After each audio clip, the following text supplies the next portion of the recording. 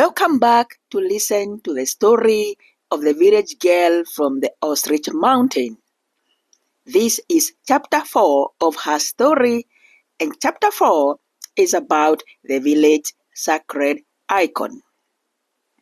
The greatest icon of my little village was a huge tree considered sacred by the community and which commanded great respect.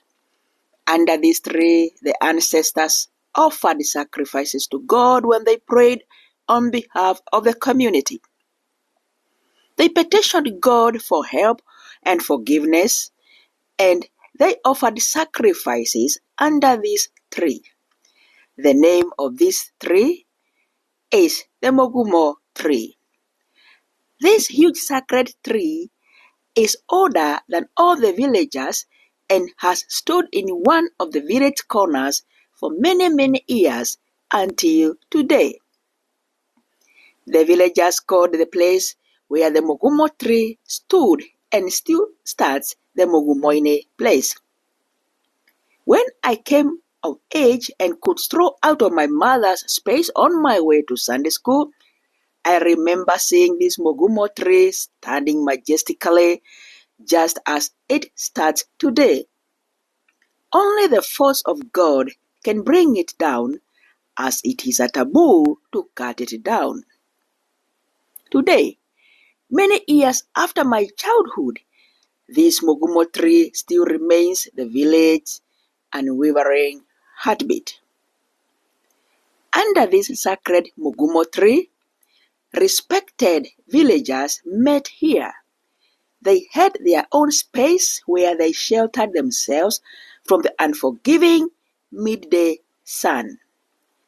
Sometimes the sun was so hot that it heated the dusty road that traversed through the village, so much that the dust on the road would mercilessly burn the feet of the barefooted who were busy walking to and forth. The shade of this village's mighty sacred Mogumo tree provided a social space where villagers would stop by, chit-chat about village matters, as well as catch the latest gossip circulating the village. Overlooking this mighty and sacred Mogumo tree was the village dispensary, whose structure seemed to keep a keen eye on everyone who came to Mogumoine, and from Mogumoine to the dispensary seeking a remedy for a running nose, a stubborn cough, and when the hot sun couldn't warm up a villager's body because of a bad fever. This majestic tree had many functions as well.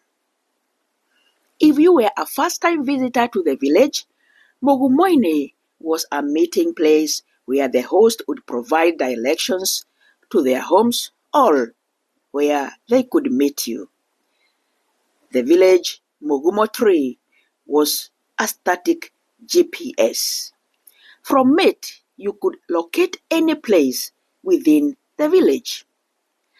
It also housed the open market of the village.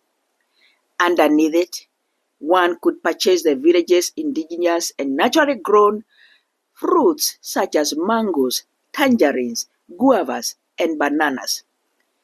Again, you could also buy very sweet sugarcanes. In this shade still, the villagers' informal open-air market that thrived was a favorite place for many. The respected clique that owned the market space under the Mogumoine tree knew that it was during the middle of the day when everyone took a break from their chores, including school children. My village, which I am proud of, was self-sustaining with schools, churches, dispensaries, shops, factories, and vibrant villagers who knew each other by name. Mogumoine was a must-go for shade, gossip, or snacks.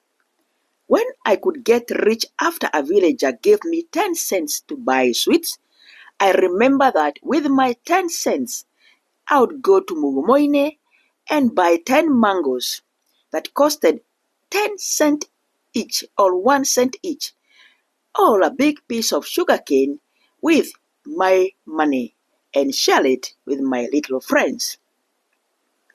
Around this informal open-air village market, the village children could play and shout happily, spending all their remaining energies after school, running helter-skelter as the grazing goats and cows wondered why their space wasn't left alone for them to feed in peace. As the goats mingled with the children, the cows would get angry and chase the children away, threatening to kick them with their heads if they did not get out of their way. The village chickens were not spared either. They kept quacking and flying as they resisted the playful children. This is the end of chapter 4. Thank you for listening. Kindly subscribe if you can, and let's meet again soon for chapter 5. Thank you very much. Bye-bye.